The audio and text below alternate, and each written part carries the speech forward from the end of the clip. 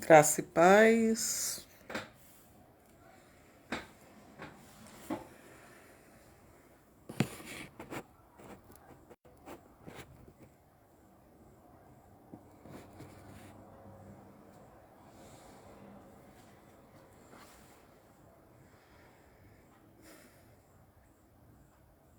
Paz em Jesus. Estamos aqui mais uma vez, hoje,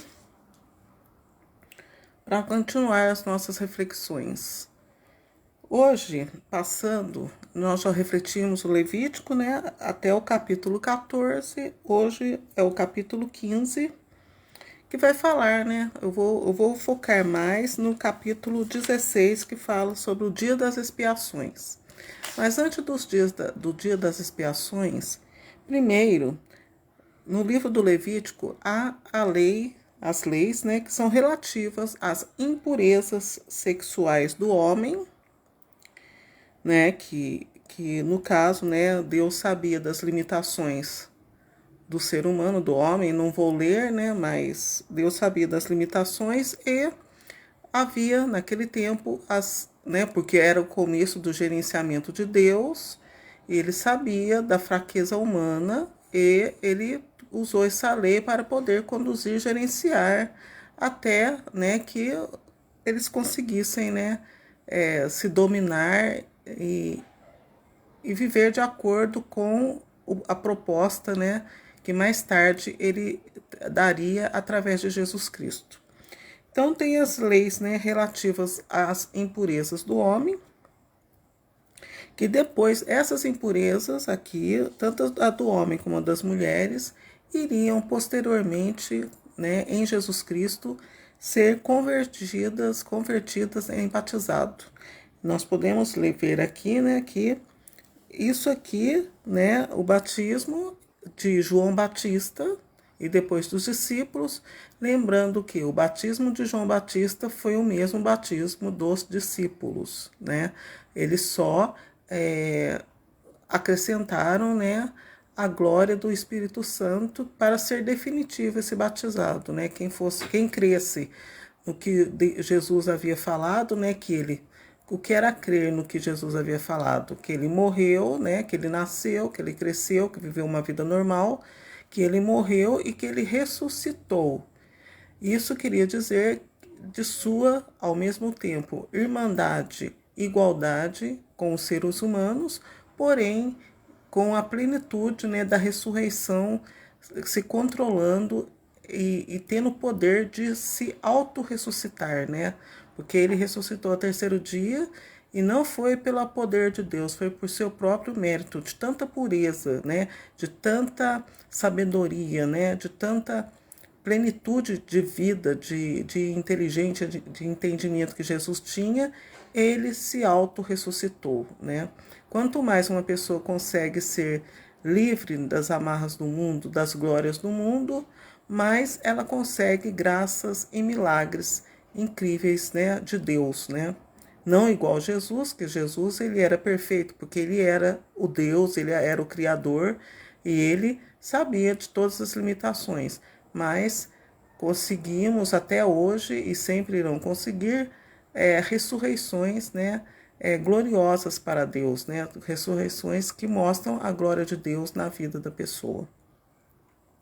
Então, o versículo, né, o capítulo 15, que fala das impurezas, também e da impureza das mulheres, quando for lido isso, em Jesus Cristo simboliza o batismo.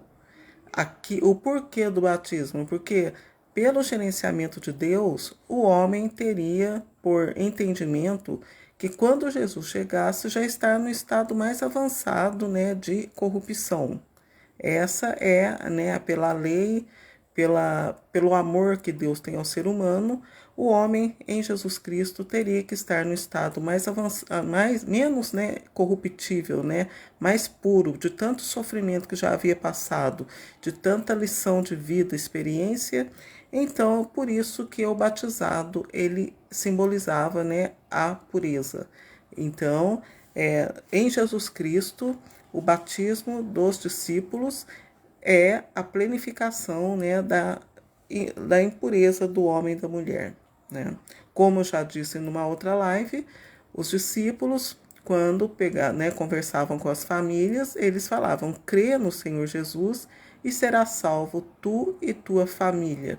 Daquele momento, a família passaria a ter uma vida de discípulo, né? As coisas antigas já seriam passadas. Era a plenitude dessa lei aqui que simbolizava o batismo dos discípulos. Antes de mais nada, né, entre, né, nas nossas lives, nas nossas reflexões, assista, porque vale a pena assistir, é para edificar e para a gente, né, não perder de vista a verdade e o amor de Deus por nós. Assista, dê o seu joia e se inscreva para sempre ter atualizações de outras lives, né? Novas atualizações, novas lives, novas reflexões. Versículo 16, capítulo 16.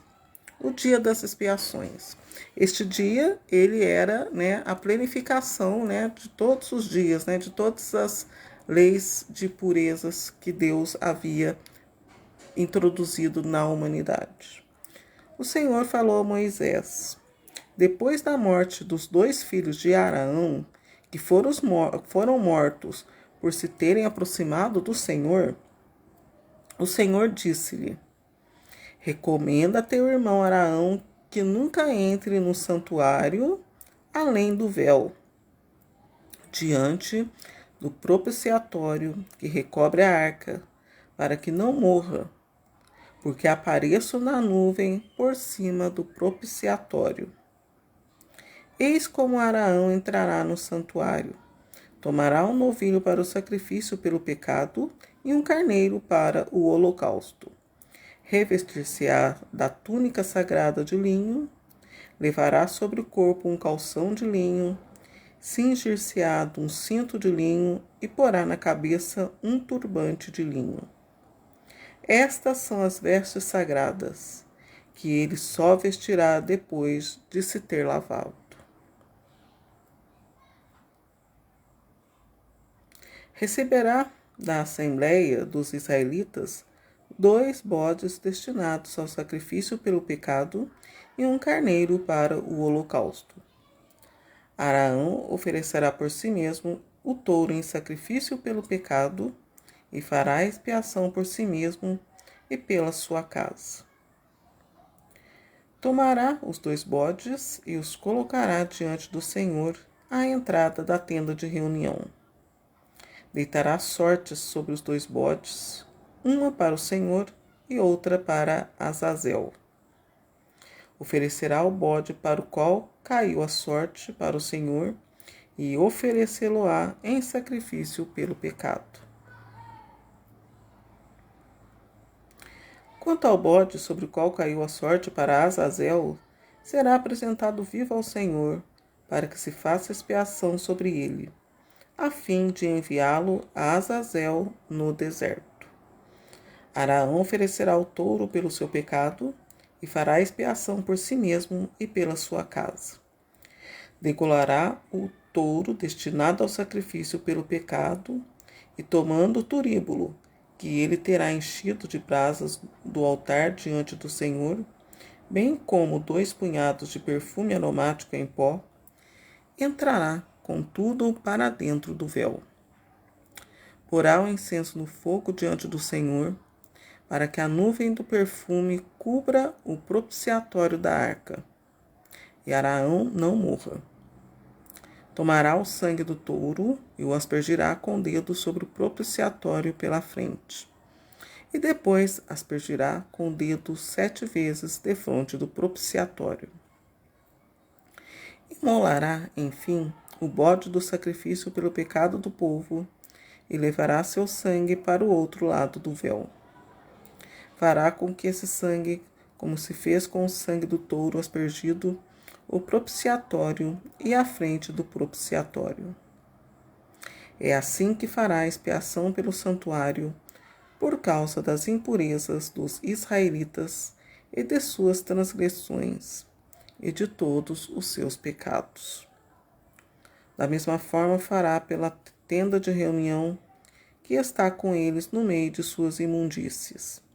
Ninguém esteja na tenda de reunião quando Araão entrar para fazer expiação no santuário até que saia. Fará assim expiação por si mesmo, pela sua família e por toda a Assembleia de Israel.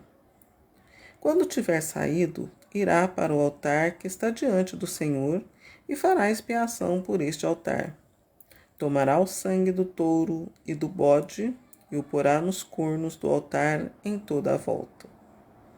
Aspergirá com o dedo 7 vezes o altar para purificá-lo e santificá-lo por causa das imundícias dos israelitas.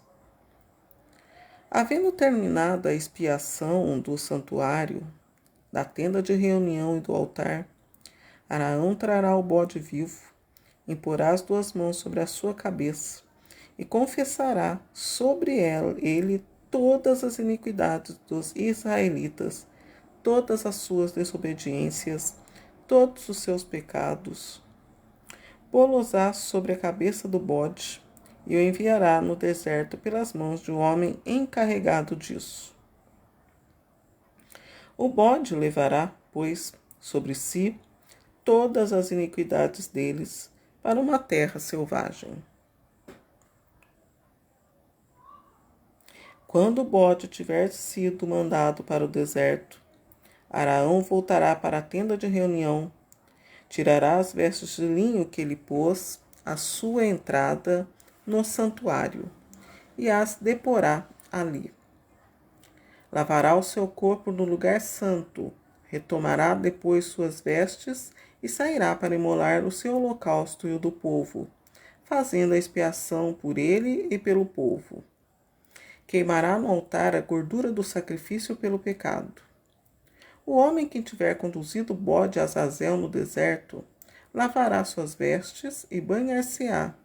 Depois disso, poderá voltar ao acampamento.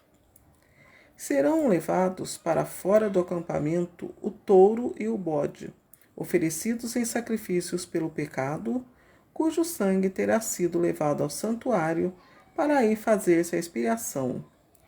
Queimar-se-ão no fogo o seu couro e sua carne e os seus excrementos. Aquele que os tiver queimado levará as suas vestes, banhar-se-á e depois disso poderá voltar ao acampamento. Esta será para vós uma lei perpétua, no 7º mês, no 10º dia do mês. Jejuareis e não fareis trabalho algum, tanto nativo como o estrangeiro que habita no meio de vós, porque nesse dia se fará expiação por vós, para que vos purifiqueis e sejais livres de todos os vossos pecados diante do Senhor. Será um sábado, um dia de descanso para vós, durante o qual jejuareis. Esta é uma instituição perpétua. A expiação será feita pelo sacerdote que foi ungido e empossado para exercer o sacerdócio em lugar de seu pai. Revestirá as vestes de linho, as vestes sagradas, e fará expiação pelo santuário sagrado, pela tenda de reunião, pelo altar, pelos sacerdotes e por toda a assembleia. Esta será para vós uma instituição perpétua, uma vez que por ano far-se-á expiação de todos os pecados dos israelitas. Araão fez como o Senhor o tinha ordenado a Moisés.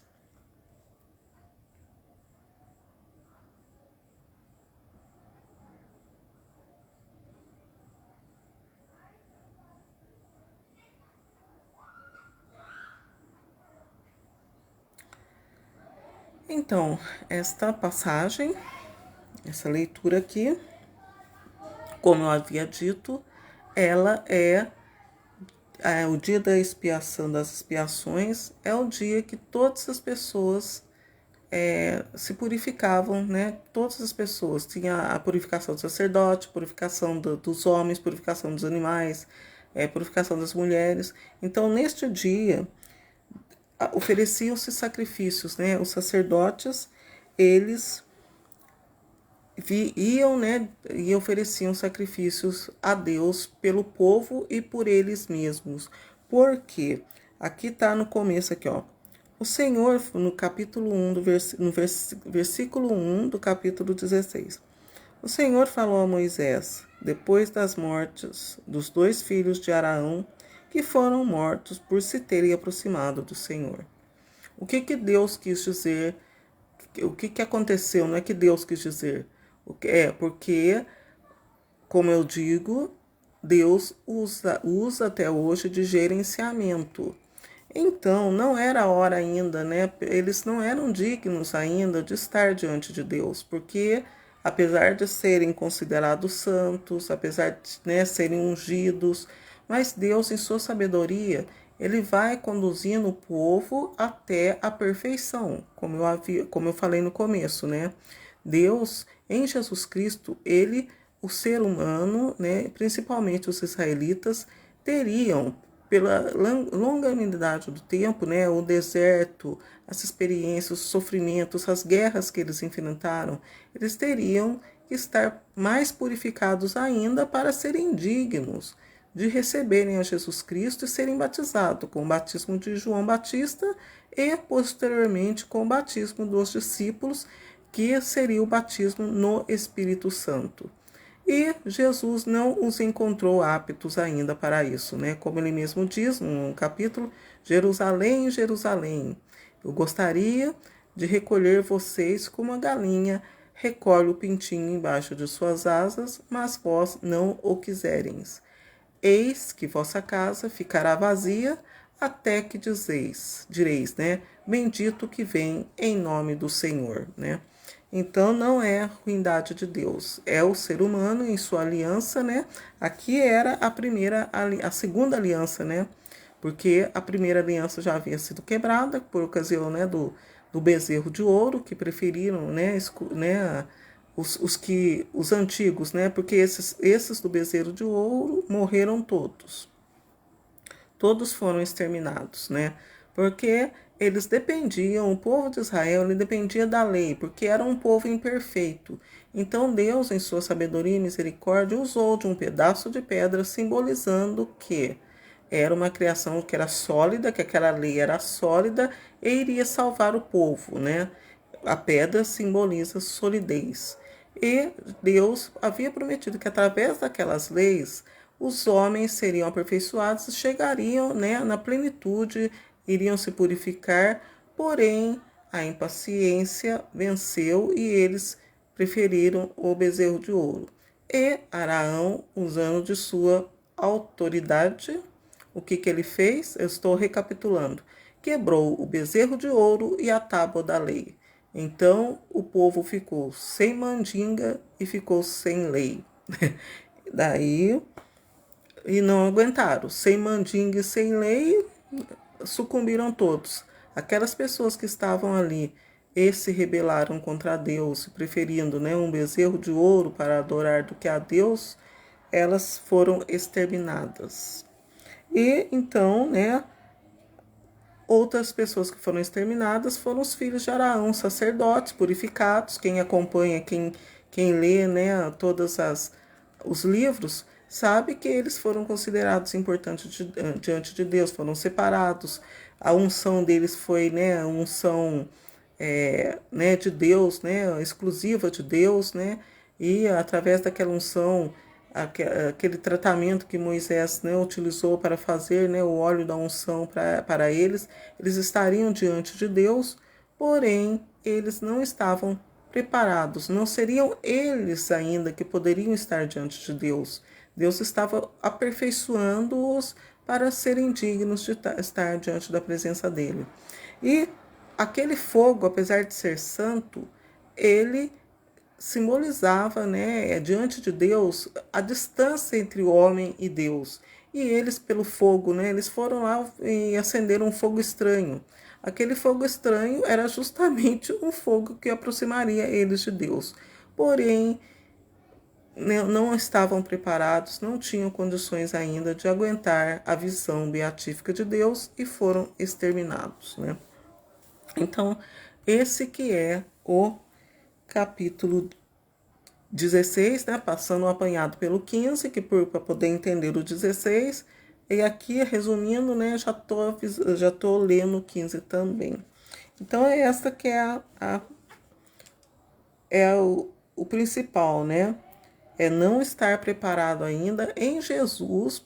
Jesus, quem aceita Jesus está mais do que preparado. Jesus, ele veio para resolver o problema da demora, né? Jesus, ele veio ao mundo e, através da explicação, do entendimento de quem a ele se achega, né? Que escolheu a ele, ele vem e resolve todo o problema, né, dos seres humanos, e quem escolhesse ele fosse batizado e escolhesse um caminho do discipulado em família, o problema aqui de se aproximar de Deus já estava resolvido. Uma vez acabada a sua vida aqui na Terra, já está lá no céu, né? Sem lero-lero, sem lenga-lenga, né? Sem nenhum lero-lero na vida deles.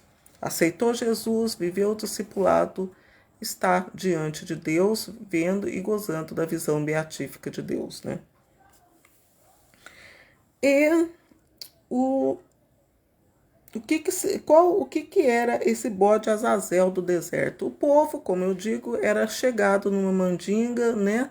Numa lenda, num folclore, né? Como até hoje sempre tem isso aí, né? E eles inventaram, né? Acharam esse espírito aí, que era um bode que ficava no deserto, né? Que daí ia oferecer para eles, um espírito lá que ficava no deserto. No versículo 8, está falando: deitará sorte sobre os dois bodes, um para o Senhor e o outro para Azazel. Então, essas sortes, ela trata-se de dois pequenos objetos atribuídos arbitrariamente a cada um dos bodes, cada bode, né? Que se jogavam de maneira de dados. Os que se tiravam de um bolso ao azar, ver. Então, isso aqui, voltando ali no capítulo do Êxodo 28:30, vai ter a menção do Azazel. Nós já refletimos o Êxodo capítulo 28, e no versículo 30 está fazendo uma referência a esse bode, a esse espírito Azazel.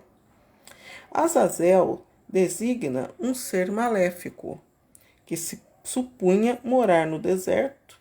A Vulgata o chama bode emissário. Por isso que a gente diz, né, deu bode, né? Quando se fala deu bode, porque né, deu bode porque o negócio está muito complicado, né? Quando se usa o termo deu bode, o negócio está muito complicado e na iminência dos tempos, né, só deixando para Deus ver o que ele vai fazer, né? Então é isso, né? São todos os rituais. Havendo terminado a expiação do santuário, né? O versículo 20. Havendo terminado a expiação do santuário, da tenda de reunião e do altar, Araão trará o bode vivo. Imporá as duas mãos sobre a sua cabeça e confessará sobre ele todas as iniquidades dos israelitas, todas as suas desobediências, todos os seus pecados. Isso em Deus significa o quê? Continuar sendo desobediente, como eu falei anteriormente, vai dar bode. Daí você vai para o deserto e vai ser amigo lá do ser maléfico, né? O bode aqui, ele é similar ao inimigo, né? Ao príncipe deste mundo. Então, e daí, né, os sacerdotes faziam isso, né? Eles impunham a mão. Isso aqui simboliza um pouco o sacrifício de Cristo, né?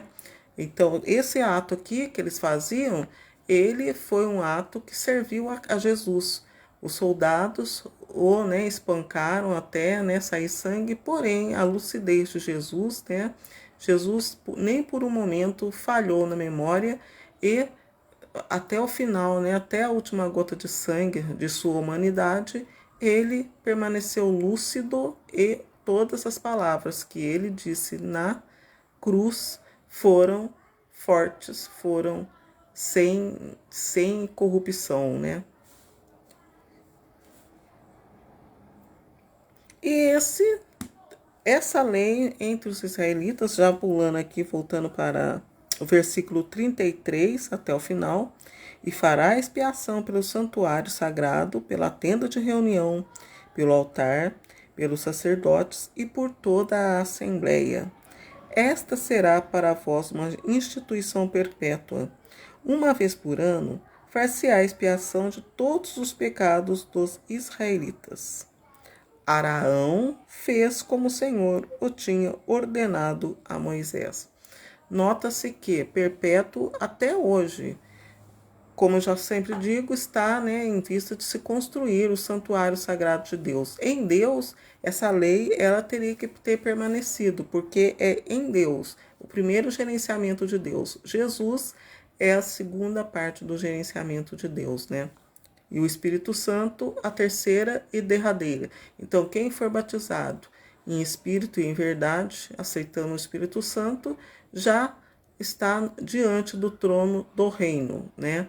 Do trono do reino de Deus. Tem o trono da graça e tem o trono do reino de Deus, né?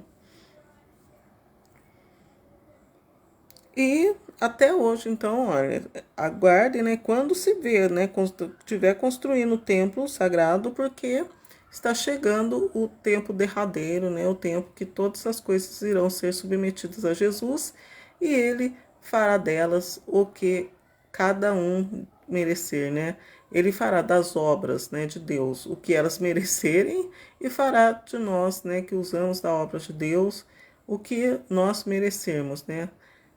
Daí naquele dia sim vai ser o que se merecer, não a graça, vai ser o que se merecer, né?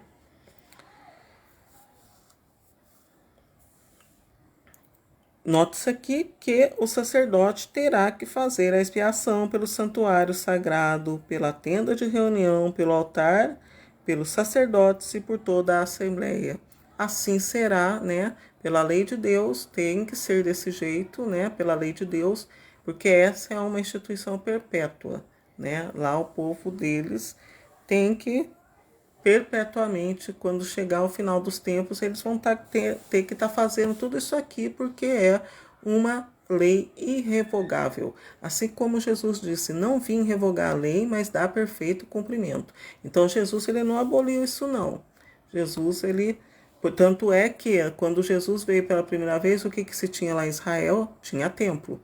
Então quando ele voltar de novo, terá que ter outro templo, né? Porque quando ele falou isso, havia o templo lá, havia os sacerdotes, né? Então, quer dizer, Jesus ele não veio revogar a lei. Quando ele veio a primeira vez, né? Quando ele veio, morreu e foi para o céu, né? Em sua glória, havia um templo. Quando ele voltar, terá que ter o mesmo, que não vai ser porque foi destruído, né? Mas terá que ter um templo também, né? Porque é lei perpétua de Deus. Espero ter ajudado vocês. Essa é a nossa reflexão, né, do dia. Versículo, capítulo 16. Se quiserem, tem mais nas nossas, né, redes sociais, site, canal e blog. E aqui no Facebook, né? No Facebook também. Até mais.